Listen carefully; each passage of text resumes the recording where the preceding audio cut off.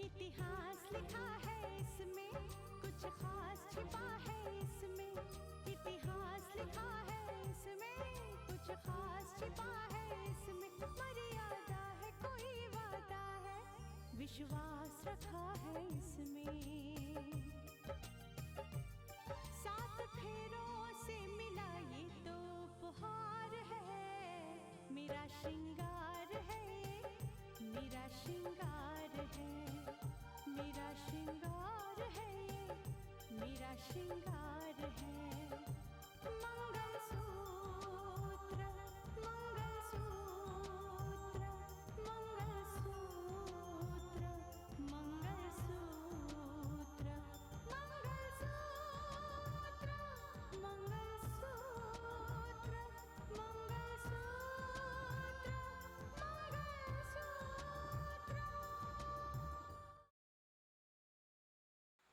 बदला ले गया उस रितिका से जिसने मंगलसूत्र तो राकेश के नाम का पहना है, लेकिन विश्वासघात भी राकेश के साथ ही किया है। मैं तुम्हें कानून तोड़ने की इजाजत बिल्कुल नहीं दूंगा। लेकिन शमशेर से ये झूठा बयान दिलवाया जा रहा है कि मैंने तुम्हारे जरिए गुलशन शाह का कत्ल करवाया। अब हमारे सामने एक ऐसी कड़वी सच्चाई आई है, एक चलती हुई सच्चाई, जो पता नहीं अब कितनी जिंदगियों को जलाकर राख कर देगी। आप मेरी सासू मां हैं, मां से भी बढ़कर है। आपका हक बनता है, आप जो कुछ भी कहेंगे मैं बर्दाश्त कर लूंगी, लेकिन कोई और मेरा अपमान करे और मैं चुपचाप सुनती जाऊं, नहीं, मैं बर्दाश्त नहीं कर सकती हूं।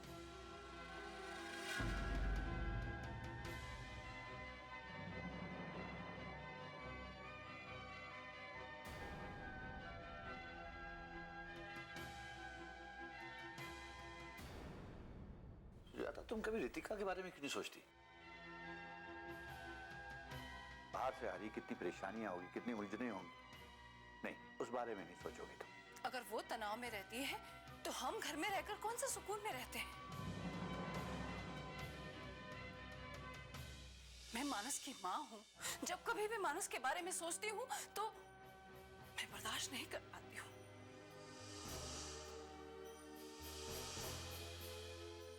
मैं ही जानती हूं कि मेरे पर क्या गुजरती है। हाँ, आप माँ हैं ना, लेकिन एक बार सासू माँ भी बनकर देखिए।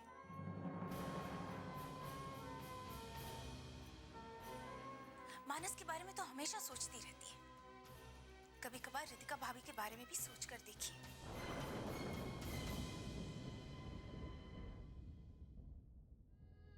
कि उनके ऊपर कितनी जिम्मेदारियां हैं, कितनी उलझने हैं। सुजाता, घर क्या होता है? घर होता है जब इंसान बाहर से थक हार के, उलझनों का सामना करके घर पहुंचता है तो आराम से रह सके, सुकून से रह सके।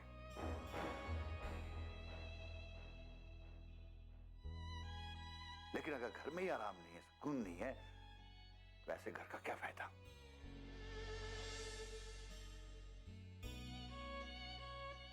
रितिका का ख्याल रखो। घर के अंदर भी और घर के बाहर भी बहुत परेशानियां और बहुत उलझने हैं उसकी।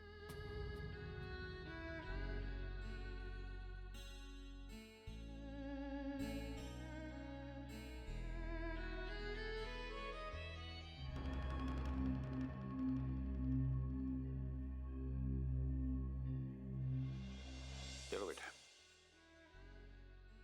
मैं तुम्हारी माँ के मिजाज को भी जानता हूं और तुम्हारी भी, लेकिन एक रिक्वेस्ट करूंगा, चाहे कैसी भी है, जैसी भी है, तुम्हारी माँ है, थोड़ा सा नीचे सुर में बात किया करो। पर बड़े पापा वो... मैंने कहा ना, प्रॉमिस? प्रॉमिस। Thank you. चलो चाय पिलाओ, आ जाओ। इतना बड़ा इल्जाम कि रितिका ने खुद अपने पति को फंसाया। उनकी हिम्मत कैसे हुई इतना बड़ा इल्जाम लगाने की? हाँ पापा, आखिर इस बात का मतलब क्या हुआ? और उनकी हिम्मत कैसे हुई? ताज्जुब की बात तो यह है कि राजेश्वर को यह ख्याल आया कैसे, उसके दिमाग में यह बात आई कहां से?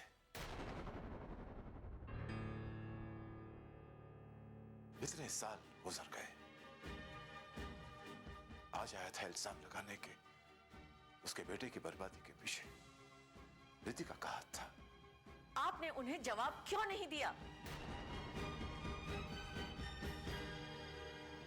क्या अपनी गैरत, अपना स्वाभिमान सब कुछ खो चुके हो?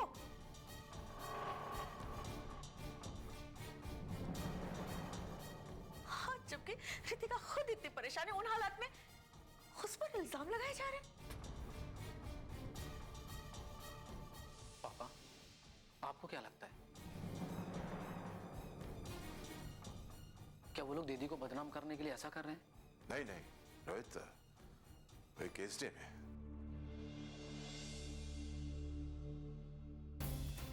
एक जिम्मेदार इंसान है। वो ऐसी बात नहीं करेंगे, नहीं कर सकते। पता नहीं क्यों मुझे लगता है कि इस बात की बुनियाद कुछ और है। आपका मतलब है किसी ने उनके दिमाग में ये बात डालने की कोशिश की है?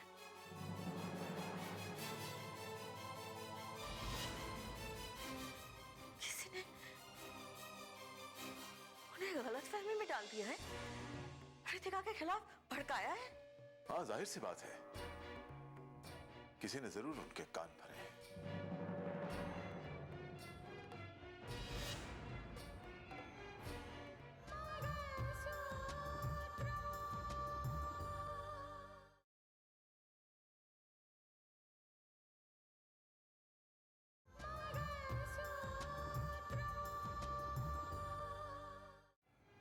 लेकिन तकलीफ तो इस बात की है कि राजेश्वर जी जिस तरह के इंसान हैं, किसी के भड़काने में आ कैसे गए? उन्होंने ये बात मान कैसे ली?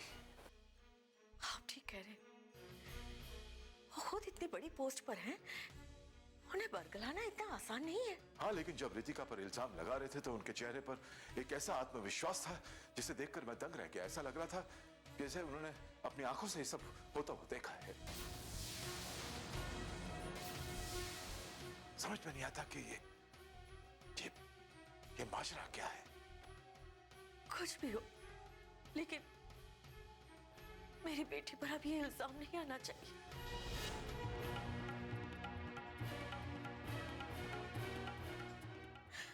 बहुत दुख से है उस दिन,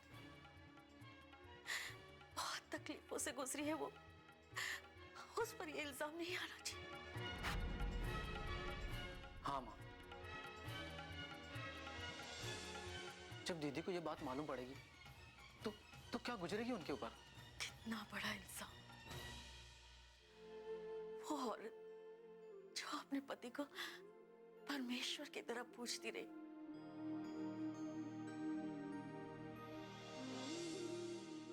पति के मरने के बाद भी उसके सर पे लगे कलंक को मिटाने के लिए क्या कुछ नहीं किया उसने।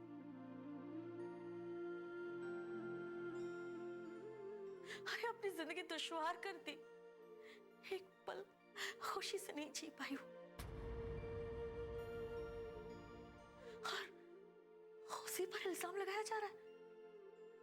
उसने खुद अपने पति को कानून का मुजरिम बना दिया।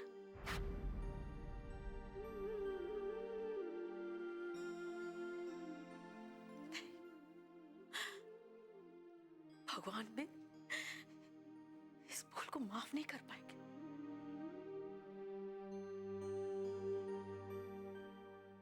कभी माफ नहीं कर पाएंगे उन लोगों को। कौन है वो जो ये खेल खेल रहा है? कौन है वो मास्टरमाइंड? पहले तो हमें यही लगता था कि गुलशन शाह है, लेकिन गुलशन शाह तो इस दुनिया में नहीं है।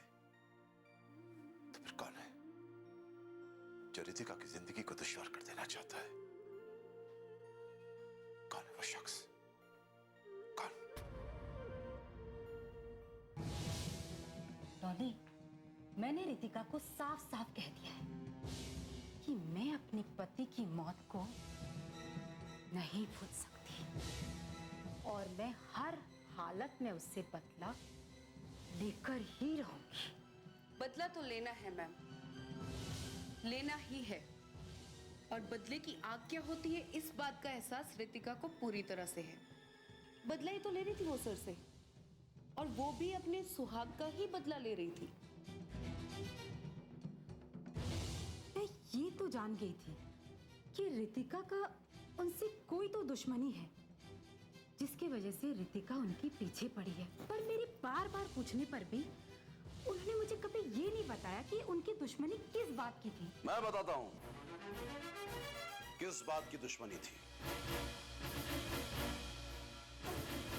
अरे अरे गुलशन भाई, वो गुनहगार नहीं थे, वो तो फरिश्ता समान इंसान थे। उन्होंने किसी का क्या बिगाड़ा था सिवाय इसके कि खुद को बचाने की कोशिश की थी, और कुछ नहीं। लेकिन ये सब क्यों हुआ पता है? क्योंकि रितिका का पति राकेश वो उनके पीछे पड़ा हुआ था। वो तो यही चाहता था कि किसी भी तरह दुनिया के सामने उन्हें बेनकाब कर दे, उनके हाथों में कानून की हथकड़ी और पैरों में बेड़ियां डाल दे। सुंदरलाल, मैं अब पूरी बात जानना चाहती हूँ। सुंदरलाल, मुझे सारी बात बताओ। हाँ, अब देखिए, वैसे मैं कभी किसी की बुराई नहीं करता, लेकिन अब आपने पूछ लिया है तो बताना भी जरूरी है। वो रितिका है ना, रितिका, हाँ, उसका जो पति है वो मेरा ही भांजा था।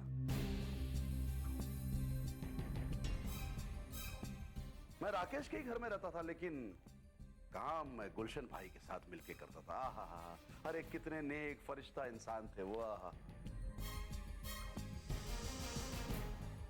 पार्टनर नहीं थे, मेरे भाई थे, भाई, जान दे सकता था मैं उनके लिए। और हम दोनों का मकसद ही क्या था? छोटा सा पैसा, पैसा, पैसा। दुनिया की तमाम दौलत को अपने कदमों में डाल देना चाहते थे।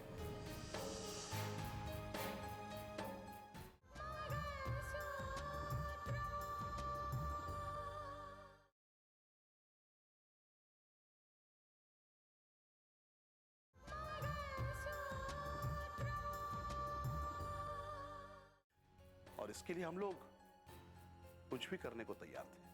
हाँ, पैसा ही तो आज भगवान है। पैसे की चाहत किसे नहीं होती? नहीं, पैसे की चाहत नहीं थी हमें, पैसे का जुनून था, जुनून।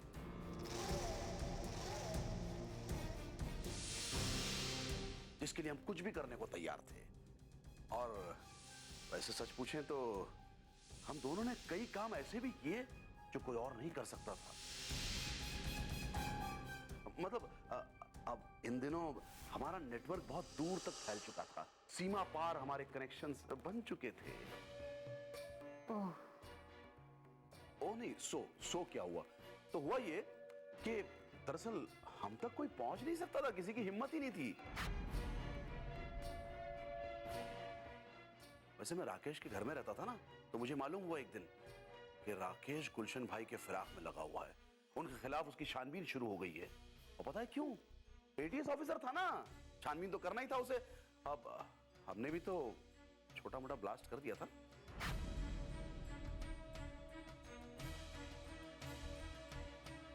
तो इस बारे में वो छानबीन में लगा हुआ था। मैं समझ गया उसका शक गुलशन भाई पर हो चुका है।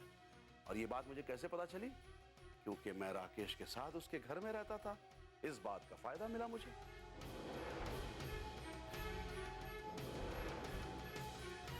वो राकेश गुलशन भाई साहब को बेनकाब करना चाहता था, और अगर गुलशन भाई पकड़े जाते तो मेरा बचना तो मुश्किल ही था ना। हमारा छोड़ो, सारे के सारे लोग पकड़े जाते। तो इसलिए आपने और सर ने मिलके राकेश के खिलाफ वो कदम उठाया? कितनी समझदार हैं आप, कितना जल्दी बात को समझ गई। हाँ, हम दोनों ने मिलकर, गुलशन भाई और मैंने दोनों ने मिलकर एक प्लान बनाया। हमने ये सोचा कि बचने का कोई और रास्ता तो है नहीं, इसलिए राकेश को ही कानून के शिकंजे में फंसा देते हैं। तो क्या किया जाए? कुछ नहीं, षड्यंत्र रचा मैंने। हाँ, किसी भी तरह से हथियार जमा करके राकेश के घर पर डंप कर दिए गए।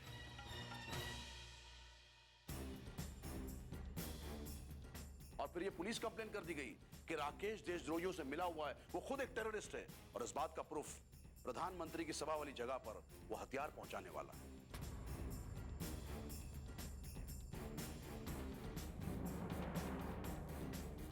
वैसे ही हुआ, पुलिस ने रेड की, राकेश के घर पर हथियार बरामद हुए और वो एक टेररिस्ट करार दे दिया गया। इसके बाद क्या हुआ वो तो सबको पता है। वो अदालत में गुनाहगार साबित हुआ और जस्टिस आदित्य प्रताप नारायण ने अपनी ही कलम से मौत की सजा सुना दी उसे। लेकिन उसके बाद क्या हुआ ये तुम्हें नहीं पता ना। वो सिर्फ मुझे और गुलशन भाई को पता है, क्योंकि वो साजिश हम ही ने प्लान की थी और हम ही ने उसे अंजाम दिया। राकेश को जेल से ले जाते वक्त गाड़ी से फरार हम ही ने करवाया था, ताकि वो पुलिस की गोलियों का शिकार हो जाए और मौत के घाट उतर जाए। और ऐसे हुआ भी, क्योंकि हम नहीं चाहते थे कि उसके ऊपर केस लागू हो। अगर उसका केस चलता तो उस पर कभी भी इल्जाम आयद नहीं किया जाता। और फिर क्या था, अपील पर अपील चलती रहती, पहले हाई कोर्ट फिर सुप्रीम कोर्ट। लेकिन हम इस खेल को खत्म नहीं होने देना चाहते थे। और राकेश की मौत के बाद रितिका कलेक्टर बनकर शायद उन्हें कानून की जाल में फंसाना चाहती थी। लगता है उसे शक हो चुका था, है ना? हाँ, हियर यू आर। शक हो चुका था उसे गुलशन भाई पर। लेकिन गुलशन भाई की मौत के बाद अब उसकी शक की सुई मुझ पर घूम गई है, क्योंकि उसे लगता है कि मैं गुलशन भाई के साथ था। क्या इसका मतलब रितिका की नजर अब आप पे होगी? होगी नहीं, ऑलरेडी है। और इसीलिए तो देखिए ना, इतना कुछ हो जाने के बाद ऐसा हो सकता था कि मैं आप लोगों से मिलने ना हूं। इसीलिए इतना वक्त लग गया। वो क्या है कि मुझे भी सावधानी बरतनी पड़ती है ना, आप समझ रही है ना। सुंदरलाल, अब तुम सावधानी से काम लो।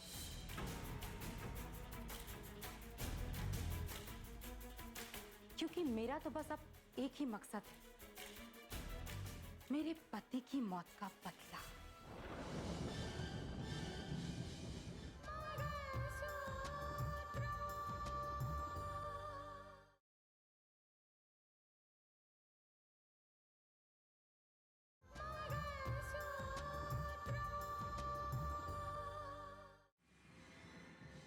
अगर उसने अपना फर्ज निभाया होता और उन्हें गिरफ्तार कर कर कानून के हवाले कर दिया होता तो कोई और बात थी।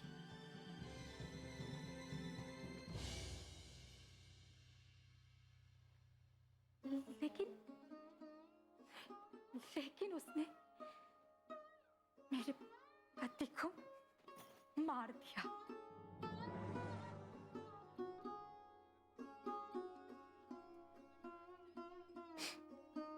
और मैं उसे इस बात के लिए कभी माफ नहीं करूंगी, कभी माफ नहीं करूंगी सुंदरलाल, कभी भी माफ नहीं करूंगी। भी माफ मत करना उसे कभी माफ मत करना। उसने आपके सुहाग के साथ छी, छी, छी, छी, छी। मैं जानता हूं आपके दिल में बदले की आग जल रही है, वही आग तो मेरे अंदर भी सुलग रही है। उस रितिका ने अपने पार का इस्तेमाल करके हमारे गुलशन भाई को मौत के घाट उतार दिया। लेकिन हम उससे बदला लेंगे, हम मिलकर उससे बदला लेंगे, जरूर लेंगे।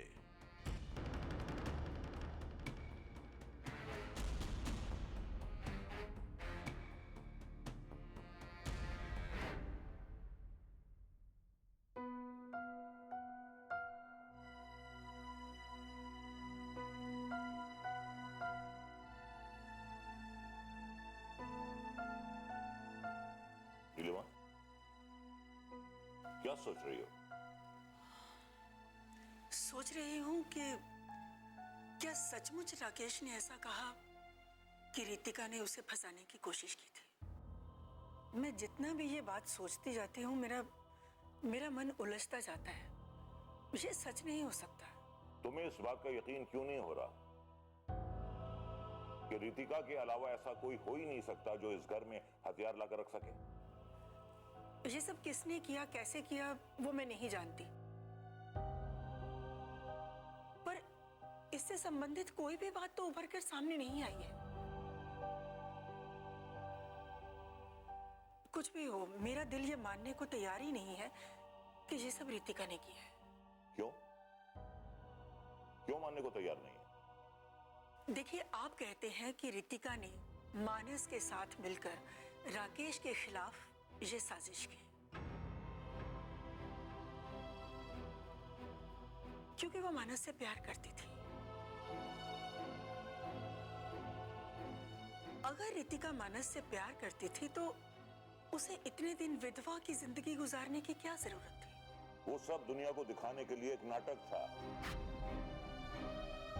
वो दोनों तो सही वक्त का इंतजार कर रहे थे।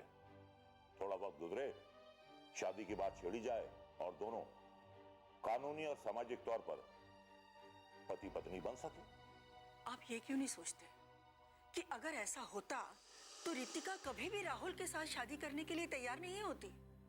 उस बेचारी ने तो हाँ कर दी थी, बल्कि उसके घर वालों ने भी हाँ कर दी थी। इनकार तो हमारी ओर से किया गया था। यहाँ तक कि मानस से रितिका का रिश्ता टूट चुका था और मैं गई थी मानस के घर रितिका के लिए रिश्ता मांगने, क्योंकि मैं नहीं चाहती थी कि उस बेचारी का घर बसते बसते रह जाए।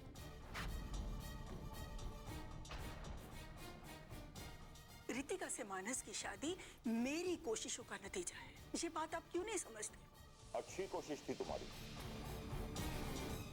बहुत अच्छी कोशिश थी कि जिस औरत की वजह से हमारा घर उजड़ा उसी का घर बसाने की कोशिश करती रही थी।